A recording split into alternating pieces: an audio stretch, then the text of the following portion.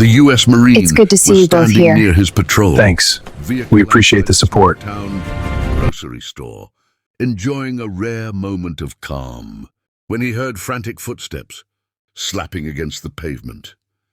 Before he could turn, a small figure crashed into his leg. A little girl, no more than 7 years old, clung to him with surprising strength, her face soaked with tears and her breath coming out in broken gasps. "She's coming!" the child cried, her voice cracking with pure fear. "Please don't let her take me." The Marine instantly dropped to one knee, his training kicking in as he gently placed a steadying hand on her shoulder. He spoke softly, trying to slow her breathing, but his eyes were already scanning the area. Fear like this didn't come from imagination. The girl trembled as she pointed toward the far end of the parking lot. Standing near a row of cars was a woman watching them closely. She wasn't yelling or calling out. She was simply staring, her expression unreadable. The Marine felt a chill run down his spine.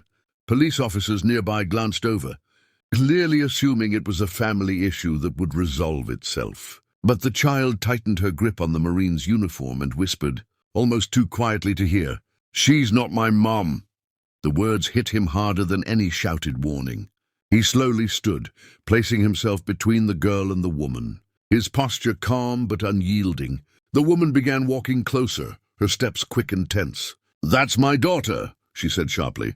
She ran off. The Marine didn't step aside. He noticed faint bruises around the girl's wrist, half hidden under her sleeve, and his jaw clenched.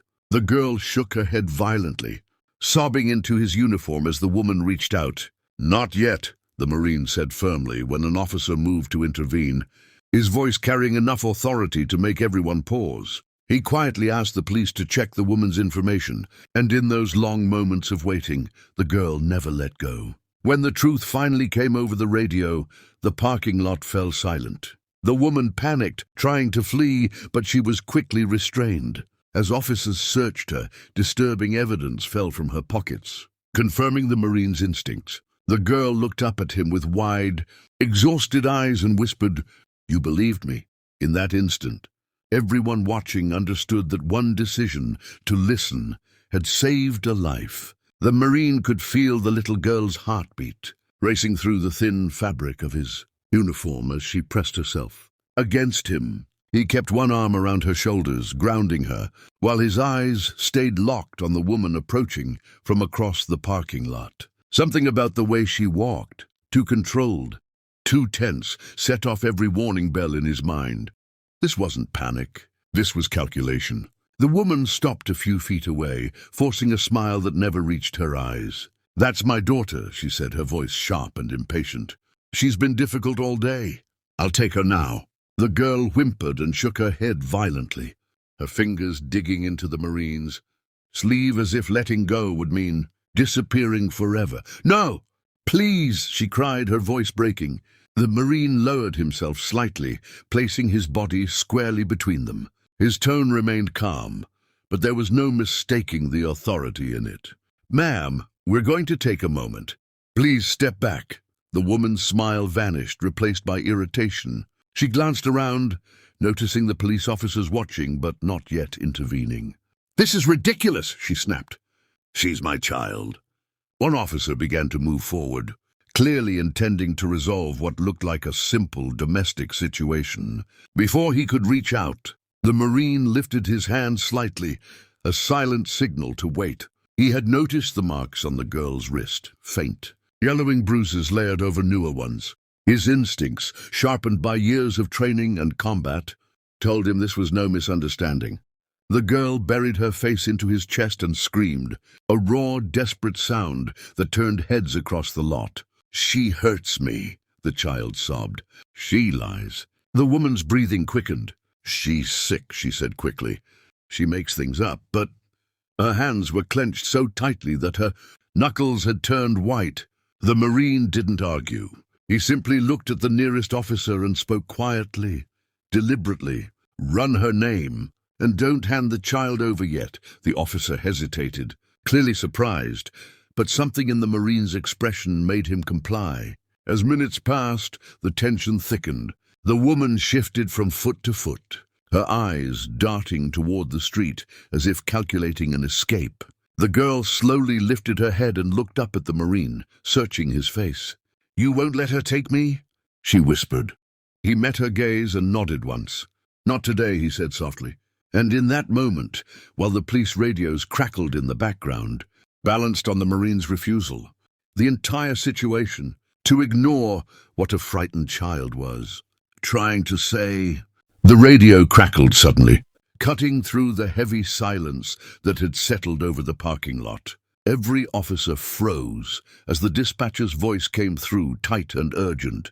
The woman's name didn't match any record of a child in her custody.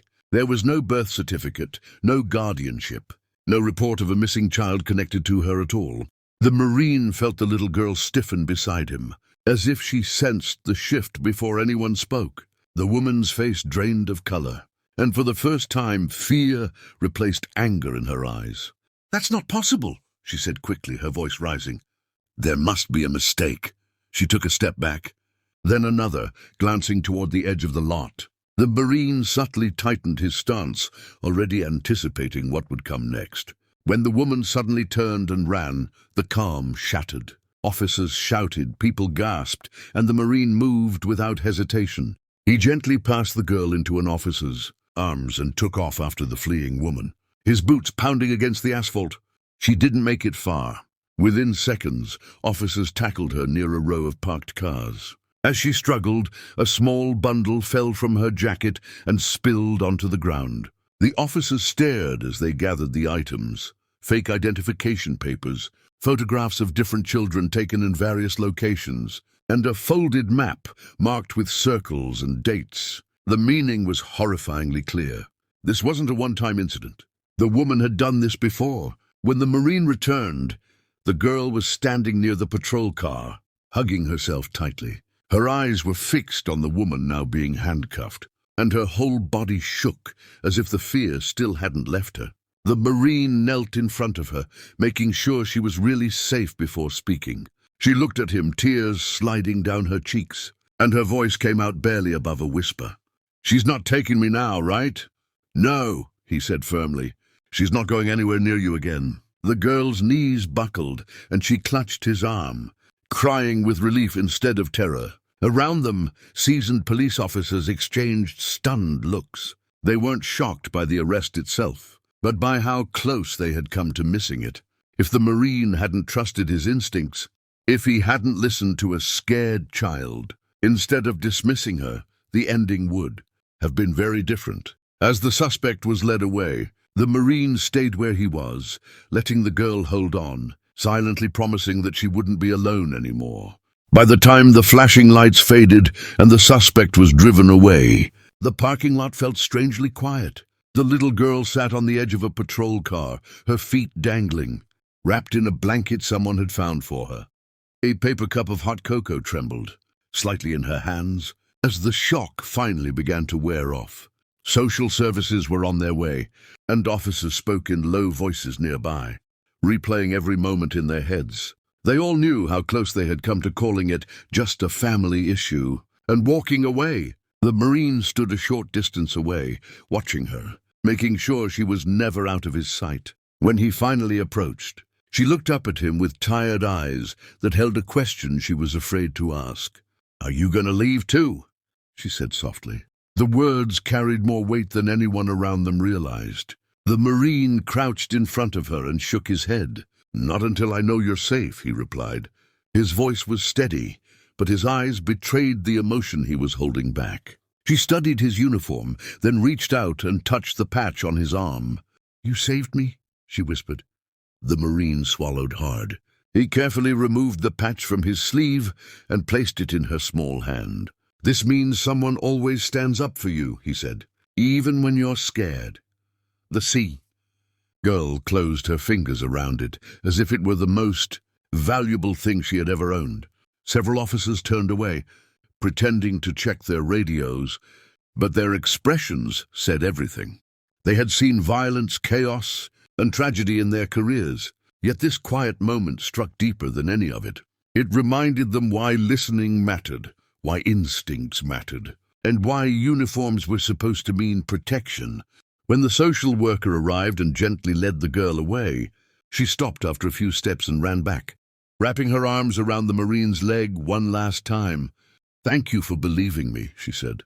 As she walked away, holding the patch tightly, the Marine remained standing there long after she was gone. The police would remember the arrest, but they would never forget the moment a frightened child trusted a stranger in uniform, and how that trust changed everything.